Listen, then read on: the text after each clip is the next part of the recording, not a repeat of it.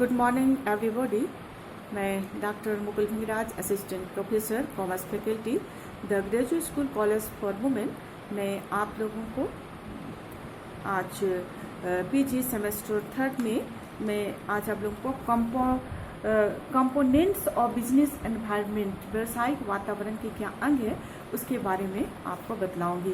व्यावसायिक वातावरण का तात्पर्य हम ऐसे तत्वों और घटकों को लेते हैं जो कि व्यवसाय वातावरण को प्रभावित करते हैं, या कहना चाहिए कि ये जो प्रभावित करते हैं तो ये अल्पकाल में कम से कम समय में ही ये इसको इस तरह से प्रभावित करते हैं कि व्यवसाय को उस पर नियंत्रण करना थोड़ा कम समय में उसके बाहर हो जाता है, अर्थात नहीं कर पाता, संभव नहीं होता है। और इस तरह से इन घटकों में मुख्यतः ग्राहक, पूर्तिकर्ता, प्रतियोगी, सरकारी नीतियां, राजनीतिक ढांचा, वैधानिक नियम आदि को भी हम लोग इसको सम्मिलित करते हैं। अर्थात ये सभी जो है व्यवसाय के बाहर के नियंत्रण के बाहर होते हैं।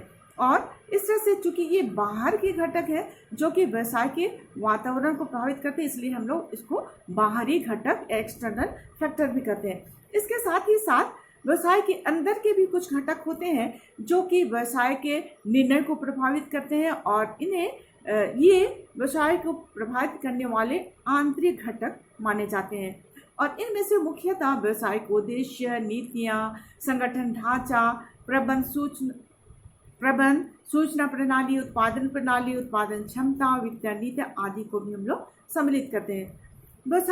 व्यवसाय को प्रभावित करने वाले बाहरी घटकों के योग को हम बाहरी वातावरण और एक्सटर्नल एनवायरनमेंट तथा आंतरिक घटकों के योग को हम आंतरिक वातावरण या इंटरनल एनवायरनमेंट कहते हैं।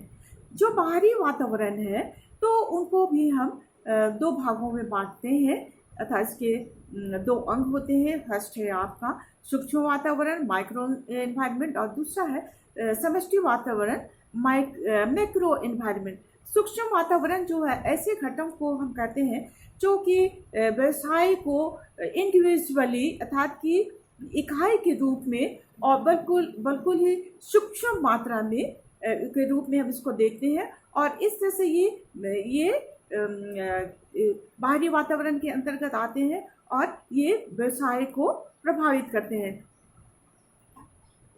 जैसे कि ग्राहक, पूर्तिकर्ता, प्रतियोगी फर्म आदि। इसके विपरीत जो है समष्टि वातावरण का मतलब ये हुआ कि जो भी सूक्ष्म वातावरण के जितने घटक हैं, तो यदि हम उनका योग कर लेते हैं, अर्थात कि समूह के रूप में जब ये आता है और ये व्यवसाय को ये प्रभावित करता है, प्रभाव डालता है, तो उसको हम समष्टि वातावरण कहते हैं। जैसे कि सरकार की नीतियां, राजनीतिक ढांचा, वैधानिक नियम आदि, जो कि समूह के रूप में हम उसको देते हैं। अब हम लोग देखेंगे व्यवसायिक वातावरण के क्या क्या अंग है, कंपोनेंट्स ऑफ बिजनेस एनवायरनमेंट, जिसमें सबसे पहले हम लोग देखेंगे आंतरिक वातावरण। आंतरिक वातावरण में, अर्थात कि इंटरनल एनवायरनमेंट, आंतरिक वातावरण में व्यवसाय को प्रभावित करने वाले जो घटक हैं उनमें से ये हैं जो कि व्यवसाय के अंदर ही रहते हैं, और ये घटक प्रायः व्यवसाय के नियंत्रण में रहते हैं, ताकि बस उन पर नियंत्रण कर सकता है। और इस तरह से इनकी जानकारी लेना भी व्यवसायिक संस्था को बहुत ही जरूरी होती है। और ये घटक इस प्रकार से है। नंबर 1 है व्यवसाय के उद्देश्य, ऑब्जेक्टिव्स ऑफ बिजनेस। नंबर 2 व्यवसाय की नीतियां, पॉलिसीज ऑफ बिजनेस। नंबर 3 उत्पादन क्षमता, प्रोडक्शन कैपेसिटी, उत्पादन प्रणाली, प्रोडक्शन मेथड, प्रबंध सूचना प्रणाली, मैनेजमेंट इंफॉर्मेशन सिस्टम, प्रबंध में भागीदारी, पार्टिसिपेशन मैनेजमेंट, संचालक मंडल की रचना, composition of board of directors, प्रबंधकीय दृष्टिकोण, मैनेजरियल एटीट्यूड, संगठनात्मक ढांचा, ऑर्गेनाइजेशन स्ट्रक्चर, और लास्ट है मानव संसाधनों की विशेषताएं, फीचर्स और ह्यूमन रिसोर्सेज।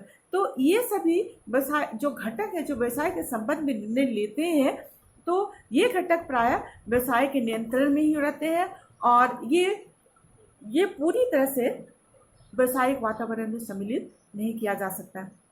दूसरा है एक्सटर्नल इन्वायरमेंट। ये ऐसे घटक होते हैं जो कि बाहर के घटक होते हैं और बाहरी रूप से व्यवसाय को ये प्रभावित करते हैं। लेकिन जो बाहरी वातावरण है उसको मैंने अभी बताया था कि इसको दो भागों में बांटते हैं, एक तो सूक्ष्म वातावरण है, दूसरा व्यापक वातावरण। सूक्ष्म का मतलब ये हुआ कि ये ऐसे घटक होते हैं जो कि व्यवसाय के नज़दीक में संबंध रहता है, और प्रत्येक जो घटक होते हैं उसको हम इकाई के रूप में हम उसको लिखते हैं, अर्थात कि व्यवसाय इकाई को अलग अलग रूप से ये प्रभावित करते हैं, जैसे customer, supplier, competitors, public, marketing, intermediaries.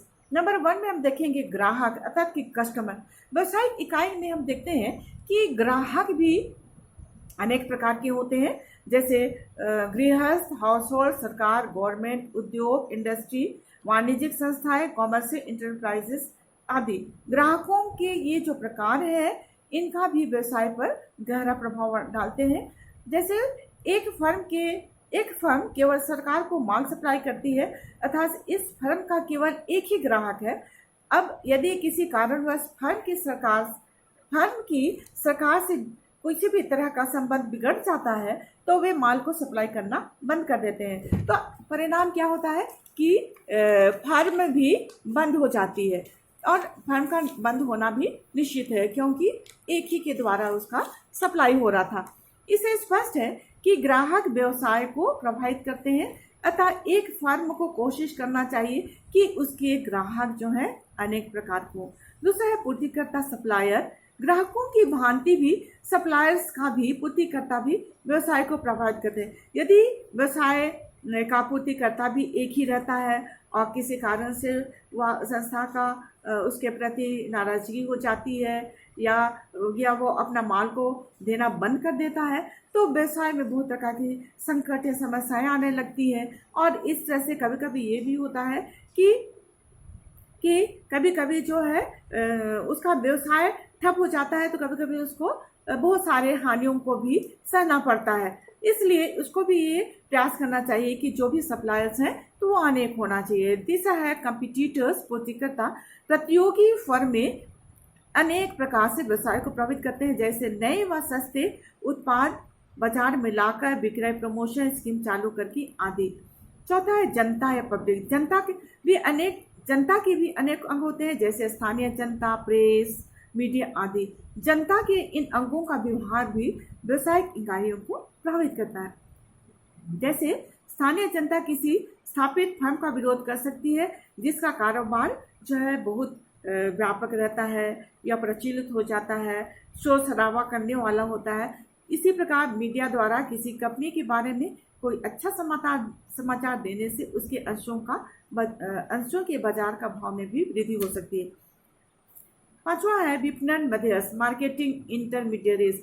एक व्यवसायिक इकाई का व्यवसाय बढ़ाने में विपणन मध्यस्थों की भी अहम भूमिका रहती है।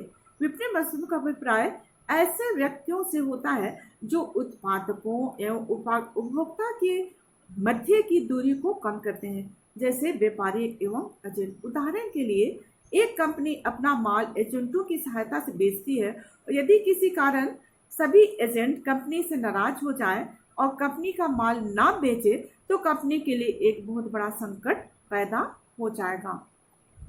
दूसरा है समष्टि वातावरण, मैक्रो एनवायरनमेंट। समष्टि वातावरण का भी ऐसे वातावरण से है जिसके अंतर्गत हम उन्हीं घटकों को सम्मिलित करते हैं जिनका व्यवसाय के साथ दूर का संबंध रहता है, और इन घटकों की मुख्य विशेषता ये होती है कि ये एक ही समय पर लगभग प्रायः जो है सभी व्यवसायिक इकाइयों को प्रभावित करते हैं। तो इस तरह से ये हम देखते हैं कि इनके कंपोनेंट हैं आपका आंतरिक वातावरण और बाहरी वातावरण के, इंटरनल एनवायरनमेंट और एक्सटर्नल एनवायरनमेंट की।